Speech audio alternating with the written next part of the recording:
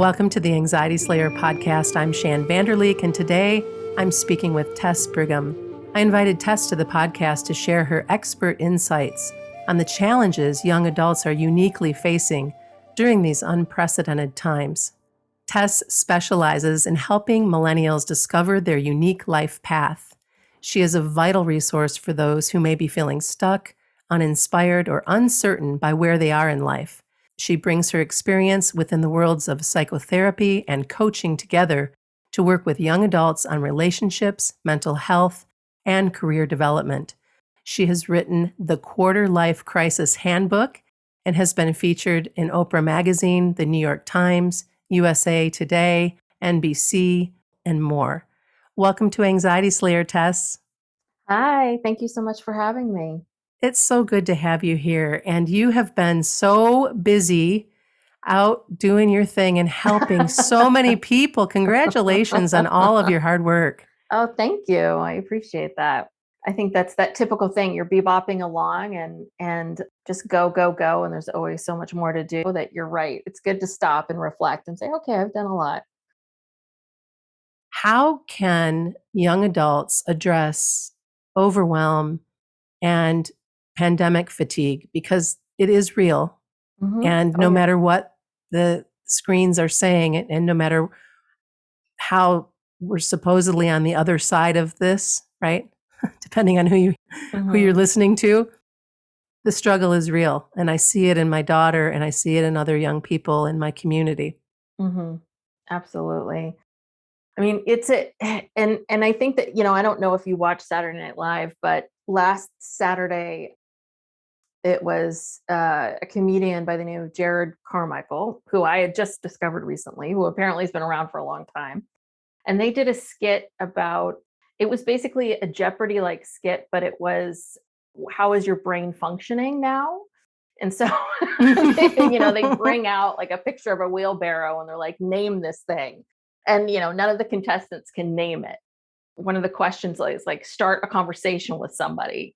Jared Carmichael, his character says, set the clock ahead so you're not living so long. Oh my gosh, right? And I thought it was such an interesting skit. It was so profound on so many levels because they really captured that feeling, I think, that we all have around just brains being fried. And yeah, is that a wheelbarrow? And that same thought of how do I start a conversation with someone? What does that look like again? How do I do this? How do I get back to it? Hopefully anybody who watched that knows, I think anytime that you're talking about any of these things, it's very important to start off by just validating your experience, validating how normal it feels, because it is normal. This is how we're all feeling. We see it on the news. We see what's happening in the world today. Something like last year in 2021, TSA had the highest incident of violence ever. Right. Against, oh, yeah. I mean, it goes on and on. So the overwhelm is real. The feelings are real. It is all very real and true. It's not you, because we live in a culture of hashtag hustle, of go, go, go, be something big, 30 under 30, all of that. And my clients feel that too. And here we are 2 years into this, feeling more fatigued, more fried, more exhausted than I think, I don't know about you, ever. I was out this past weekend with my daughter and we decided to go to this botanical garden to see their butterfly exhibit. Every year they do this, and there's just incredible, gorgeous butterflies flitting about, and you're in this wonderful place with orchids and flowers and birds and butterflies, right? And it didn't even occur to either one of us how many people would be there. It was our first experience in 2 years of having to wait in lines, of being shoulder to shoulder for longer than either of us were comfortable with. By the time we got to the third line, my daughter was starting to have a panic attack. And luckily, I know how to help her with that, and she knows how to help herself with that. And she moved through it beautifully, thankfully, and quickly. And we finally got to the sanctuary, and we could spread out, and we could breathe again, and we could feel a little bit better about it. But what we realized after the fact was We had just thrust ourselves Mm. into this pot of boiling water, right? Yeah. Just like neither of us had a pre-plan. Neither of us realized what we were getting ourselves into. We're both grateful that we went, but we realized that we're so out of practice. And there were some things that we could have done probably to prepare ourselves a little bit better. So that story kind of came up for me when you were talking about Mhm. the overwhelm and just not really knowing how to function like we used to because Yeah. everything's so different. Yeah. Yeah. And I think that that we don't see 2 years as being that long. Well, 2 years, what's 2 years? But it's enough time for our wiring to change, for us to feel. And I think the thing that's not being talked about as much, I think we're talking about the more of the surface things of like how we're reacting. What we don't understand that's happening for us is our brains have been in this heightened state of anxiety, this heightened state of awareness and anxiety and on edge day in, day out for any extended period of time will affect you, will Yeah. change you. Yeah. We know, now that we can study brains, we know so much more about what's happening. We understand about how childhood trauma affects adults. One traumatic event in your life can change the course of your life. There is something about that. People who live in environments where it's just every day, you're not quite sure what's it going to look like. How is it going to be? Is it safe to leave my house? Is it safe to do this? Is it safe to do that? Just all of the thinking that we have to do Mhm. to do something that used to be very routine for us. And also right in the middle of so much divisiveness on top of Mhm. that. Yes. So now you're not only navigating what you're thinking, living in your own brain, but trying to also navigate this person's point of view and this person's point of view, and there doesn't seem to be any soft middle there, right? Mhm. It is really difficult because when you think about your example of the going to the botanical gardens, there is that piece of it's good to go to the botanical gardens. It's good to see the butterflies, right? It's like Mhm. that was a good trip to take. And it sounds like in the end, you got what you needed. The benefit outweighed, right? That initial anxiety. But it's that initial fear, right? That people fear that is keeping them from doing those things. And at the same time, if you really haven't been out that much, going to a situation like that where you're waiting in line and you're shoulder to shoulder and all of that. Exactly what you said. It's like jumping into, hot boiling water. It's jumping into the deep end. That's the other part too that I see and I feel it myself and I see it with my clients, which is, okay, so should I that's it, just go out and just be and do and just try to get back to that? Or do I take these baby steps or do I do this? All of these choices that we're so used to making in a split second now become these much bigger choices and much bigger things that we're doing. And so that contributes to the overwhelm. If you really take a step back and you look at all the layers of the day in, day out feeling of being on edge with, okay, now there's all these all these things that I need to do, going back to the office, seeing friends. I need to do all these things. These are good for my mental health. So let me go do them all. Oh God, they're making me feel even more anxious. Now I'm even more tired, right? Now my relationships with people become difficult. Trying to interact with people, oh God, that's even harder. And so you can see how these layers upon layers of things have gotten people to this place of overwhelm and almost like a hiding, Well, right? They don't yeah, want and to making hide. making their lives so much smaller Mhm. because it's safer or because it's just not worth the effort. This whole month, Ananga and I are talking about how anxiety can make your life small and Yes. how and what you can do to bust out of that so that you don't stay safe in the island of your bed when when you're not at work or when you're not doing the handful of things that you allow yourself to do each day. Yeah. Yeah. So how do we address it? Where do we begin? It's normalizing it, validating it, and then it's really taking a step back. And because we're all very different, and what I encourage my clients to do is, okay, you can take in the information from the outside world. You can social media and the internet and blogs and podcasts, all of that. Take in all the information that you're hearing, but really the best thing that you can do for yourself is take a moment and stop and really think about where you are today. What does your life look like today? And what are some small steps that you can start to take to start to integrate yourself back into the things that you enjoy doing? In the psychology world, there's different ways of looking at this, right? There's this idea of exposure therapy, or what they call the hierarchy of difficulty. And then there's other, that feel like we should take small baby steps towards the things that scare us. There are other people that believe in, just jumping into the deep end and figuring out how to swim, and it'll be really difficult at first, but once you're okay, you're okay. All of these things. But I really always come back to the individual and asking yourself, and this requires you to stop and get quiet and ask yourself, what is it that I really need right now? What is it that I'm craving? What is it that I'm needing? What is making me feel overwhelmed? What isn't making me feel overwhelmed? Where I can begin. A general self assessment around what feels like the next right step for me. And depending on that, I mean, again, everyone has different situations. I think if you're someone who is now having to go, if you're going back to work and you feel like that is super overwhelming, then I would say, okay, that's the thing that you're going to focus on. Just focus on going back to work. Don't put a lot of pressure on yourself to try to also see people all weekend, every weekend, and do this over here and do that over here. Just really start to find these small things that you can start to do. I was just reading the book Burnout, which is such a great book. And what they were talking about is, the science behind what motivates people to do things.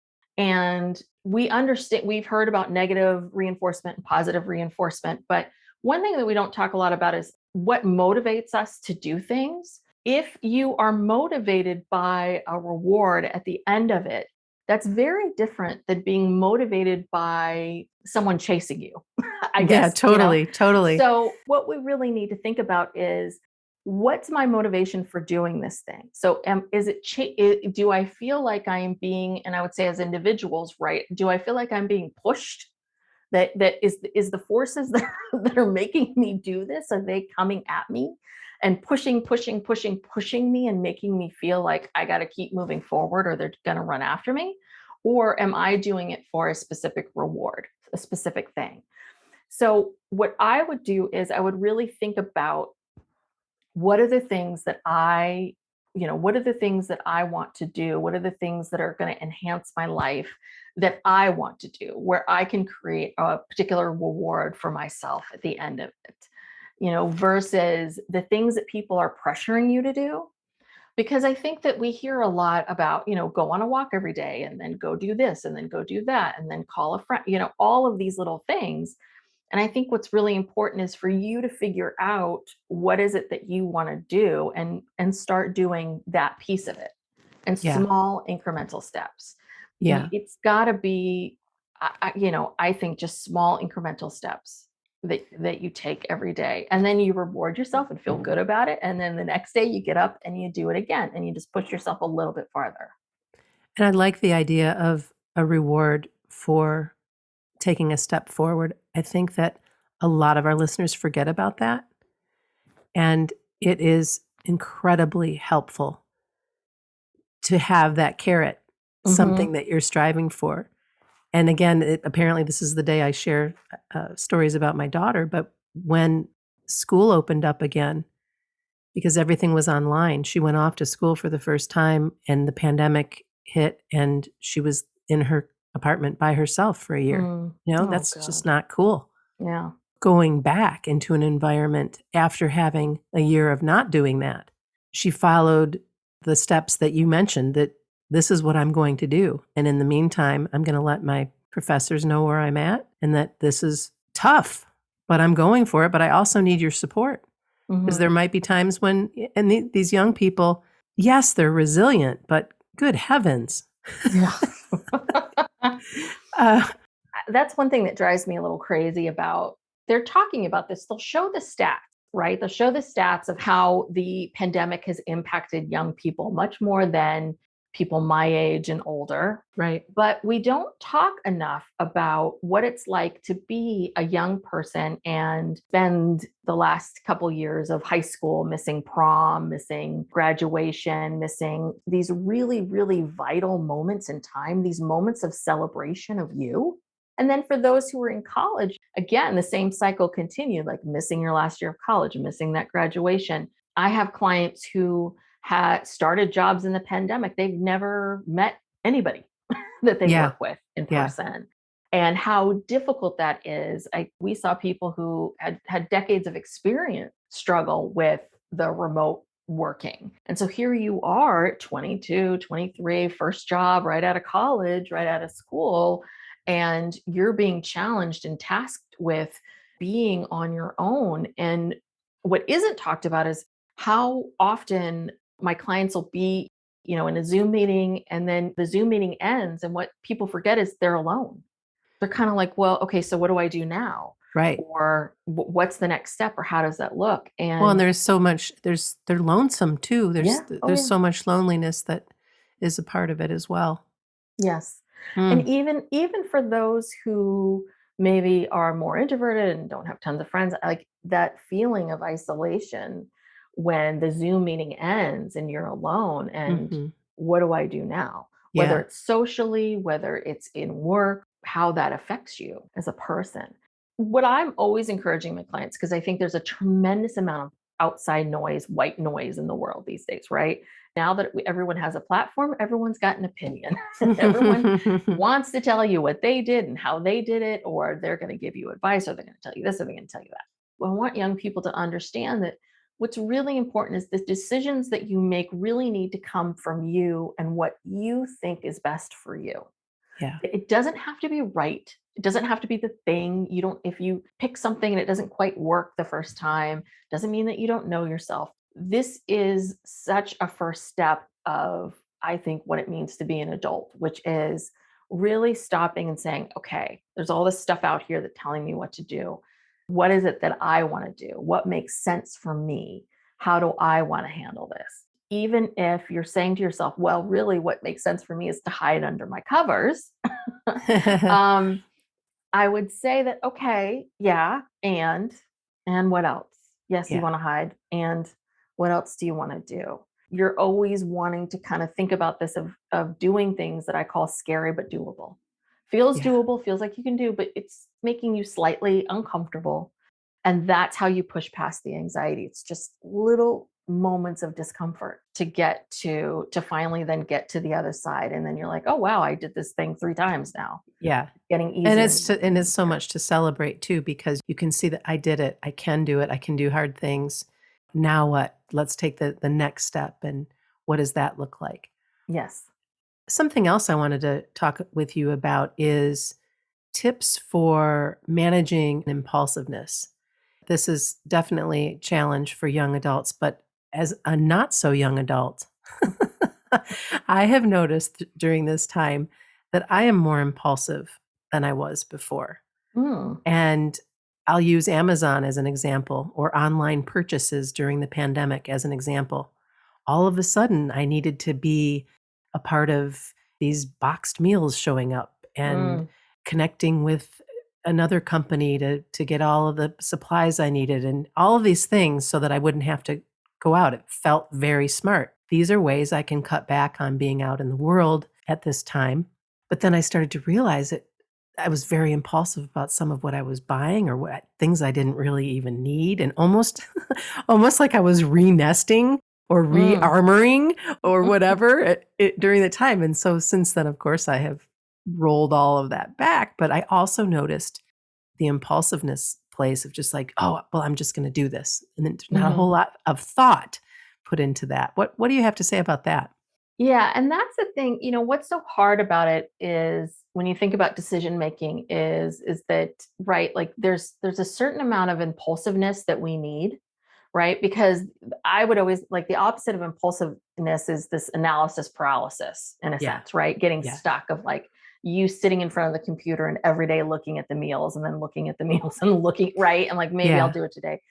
So like everything else in life, there's a balance. There's a balance for it. And so everyone has different ideas of for themselves, like what does it look to be impulsive? But I would say that you've acknowledged that you're impulsive. And the best thing that you can do is try to backtrack a little if you can.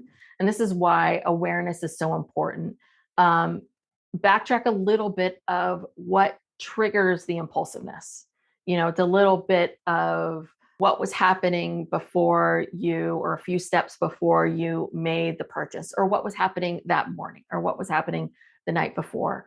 Really trying to understand for yourself, where is this coming from? In this example, where this is coming from, in my opinion and from my experience, is an increased amount of screen time. Mm. Being on the computer more sends you down a rabbit hole sometimes, that we've all been there, depending on what it is you might be reading or researching or shopping for. And I had far less screen time before the Mhm. pandemic. I know younger people have even more screen time than I've ever had in many cases. And so that for me was what came up as, okay, we need to be mindful of the screen time, because with more screen time comes more promotions, more ads, more clicks, more what's that? Ooh, I need that. Ooh, that's beautiful. How about that? Blah, blah, blah, right? Mhm. Yeah, so if you can really identify what that is, that's the issue to be addressed, right? And it sounds like for Mhm. you, real okay, it's the screen time. I'm on so many more screens. So how do I address knowing that you have to be on screens for a certain amount of this? How do I reduce the amount of screens that aren't necessary for work or for life in any way, shape, or form? And then I think it's also really trying to understand, what's the emotion, what's the feeling, what was I trying to get or achieve by this, and what is it that I feel like I'm needing, right? Because anytime we do something impulsive, and anytime we do something that really out of in that place, it's really coming from some need that needs to be filled, some Mhm. feeling. And then if you trace that back even more, and even if you can't really even say, like, I don't know what the feeling is, I don't know what the emotion is, then go back to the basics. And this is across the board with any issue that you have. Go back to the basics. How are you eating? How are you sleeping? Mhm. How much are you working? Are you getting out of the house? Are you exercising? And it doesn't even have to be strenuous exercise. Are you getting fresh air? That kind of thing. I know it sounds really boring, but it is really, really important, because when we don't get enough sleep, when we're not eating well, when we're not getting enough, our bodies moving around, if we're not getting vitamin D, all of that affects how we think, Mhm. how we rationalize, all of those pieces, how we rationalize decisions.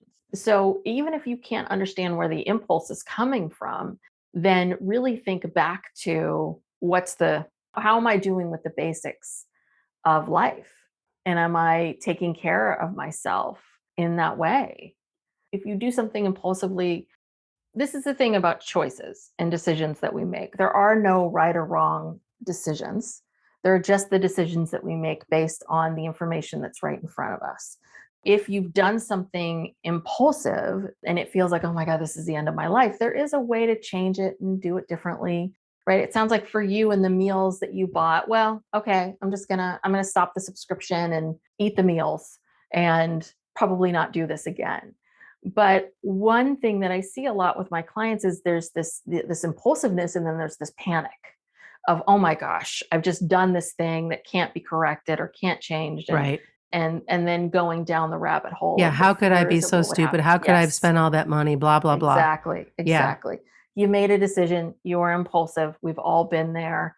And what being an adult is, recognizing it, owning it, correcting it. exactly. After the break, we will come back and dive into a little bit about maintaining healthy boundaries. I think that's a good place for us to head to next. The Anxiety Slayer podcast is sponsored by BetterHelp Online Therapy. People don't always realize that physical symptoms like headaches, teeth grinding, and even digestive issues can be indicators of stress. When I'm stressed, I get tension headaches and can be really hard on myself and others. Thankfully, I know how to alleviate stress on my own, but sometimes I need extra support. When my daughter went off to college at the beginning of the pandemic, I was super stressed, and I worked with a BetterHelp therapist and received wonderful support from a trained professional who was perfectly suited to help me navigate through my situation. BetterHelp is customized online therapy that offers video, phone, and even live chat sessions with your therapist, so you don't have to see anyone on camera if you don't want to. And it's much more affordable than in person therapy. Give it a try and see if online therapy can help lower your stress. This podcast is sponsored by BetterHelp, and Anxiety Slayer listeners get 10% off their first month at betterhelp.com/slayer. That's BETTERHELP.com/slayer. Welcome back. Before the break, we were talking about managing impulsiveness. And now we're going to dive into setting and maintaining healthy boundaries. This is such an important topic for all of our listeners. How to set and maintain healthy boundaries. What do you have for me? Well, first and foremost, I think there's a lot of misconceptions about what are boundaries? What does it look like? What is it when you set a limit and set a boundary? Because one thing that I hear a lot is, okay, well, I've set all these boundaries. And the thing is, it's one thing to set a boundary, it's another thing to stick to it. We're very good at setting boundaries, we're not great with sticking with them. A boundary is this invisible line that you draw with the people in your life around something that is really important to you or critical to your mental health or just something that you would prefer, that kind of thing. Sometimes we tell people our boundaries. This is, we don't use the word boundary, but we tell people what's going on. Other times we have boundaries that we never talk about. It's just that what we say yes to and what we say no to aligns with that boundary. And what's really hard when you're young is that you're really still trying to figure out who you are, what you want, what life's all about. I think that when I see young people, a big part of what they're trying to do is figure out, as they're trying to figure out who they are, they're also trying to figure out, okay, so if this is who I am or this is what I believe, what are the boundaries that I need to set around the people around me? And if you're someone who tends to be a people pleaser, if you're someone who's like, well, I'm the get along to get along person, I'm the laid back guy, I'm this person, I'm that person, this is who I've always been. And so therefore, I'm not the one to demand or say no to people. And I think a lot of times our identities can get wrapped up in these identities that we've created for ourselves when we're Absolutely. kids. And the thing Absolutely. is that you were a kid. Sometimes we're the get along person because that's what you needed to do in high school to just kind of get through it. And it's what worked, and it's what worked because of your parents and your family and your childhood, any of that. But now that you're an adult and now that you're on your own, it's your time now to say, okay, maybe I don't want to be that person anymore. Maybe I don't want to be the yes person. I don't want to be that person who's always jumping in to save other people. That's draining me. It's making me anxious. It's affecting my mental health. So I'm going to stop doing that. And just that simple act of that, it takes a long time to get there. Because that's the Oh, thing, yeah. right? That process, it takes some time and it takes having experiences to understand it. But once you've identified a boundary that you want to set, it's really about holding firm and sticking with the boundary, even if it makes the other person uncomfortable. And even if it makes you slightly feel uncomfortable having to say no to this. But boundaries are our way of telling people this is how I want to be treated. If you want people to respect your time, part of that is you have to set a boundary around your time and what you're willing to do or not do and stick with it. Even when that other person gives you that look or that face or whatever it is, it's really about sticking to it. And you know this as a parent, it's something that happens a lot of time in parenting. It's so hard Oh, yeah. to do because you Oh, see yeah. your kid in their little face and you're like, I really don't want to have to set this boundary, but I know this is what is best for you in the Yeah. long run. And it's incredibly hard. So then have to do that on your own is even harder. It does take practice. Mhm. And as a parent, yeah, There's nobody else like a child that can test those boundaries. Yes. That's Yes. what that's what they're here to do. Yes. And that's the lesson they're here to teach us. Right? So, Absolutely. oh, Absolutely. well, I love that. I'd like you to choose a favorite technique or two that can help shift an anxious mindset.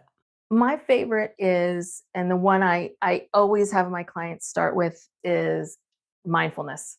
Mindfulness or some form of meditation, something that you do on a regular basis where you shut everything down, everything, and you simply close your eyes and you work on simply noticing your breath.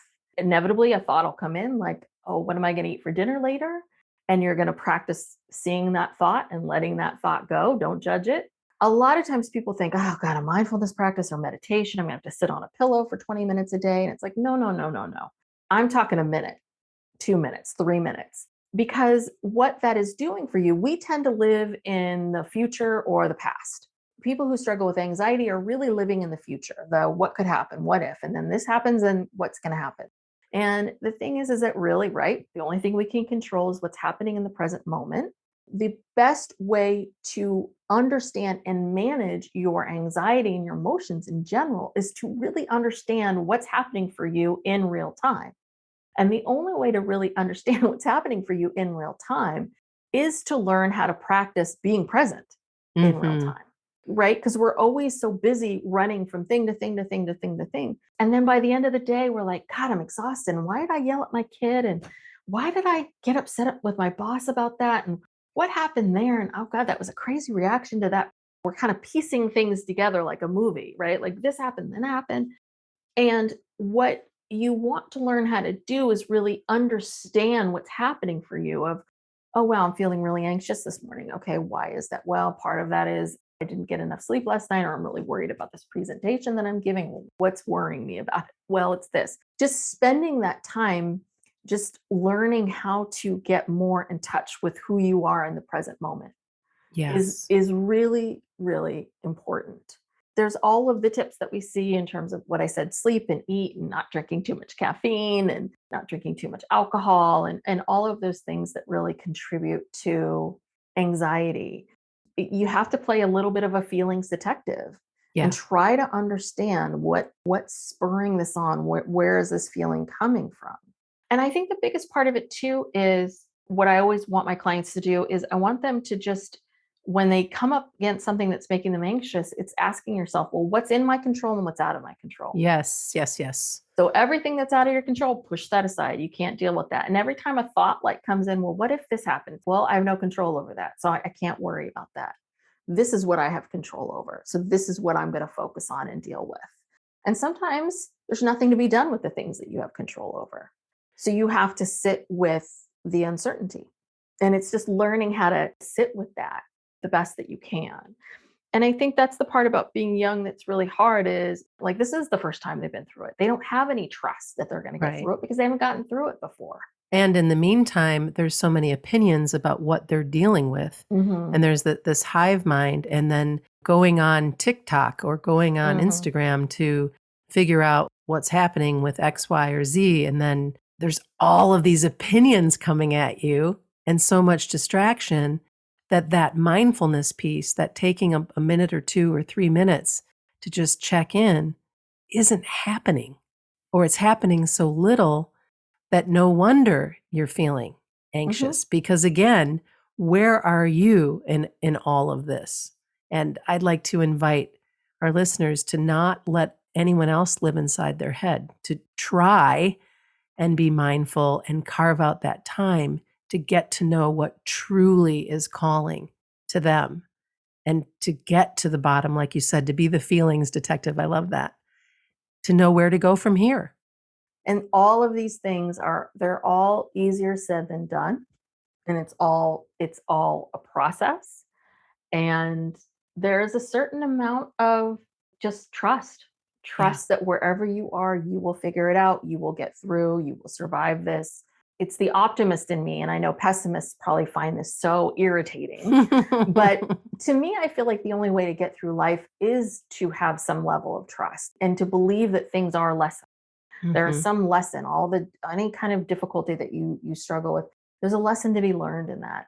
Sometimes things happen to us that are completely out of our control. We did nothing wrong. They happen to us. We really have a choice. Like, how do we decide to deal with them? What's the story we tell ourselves about this particular situation? You've got to process it and understand it, but you've also got to figure out, what am I going to take with this? What am I going to do with this? And how am I going to make this something that I can carry with me and take with me to be a happier, healthier me in the future? Yes, and to leave the rest behind, to Yes. digest the rest so that you're not carrying around or accumulating these backpacks full of shame and suffering Mhm. and worry and what's next, and that trust piece is so huge, to learn to trust yourself.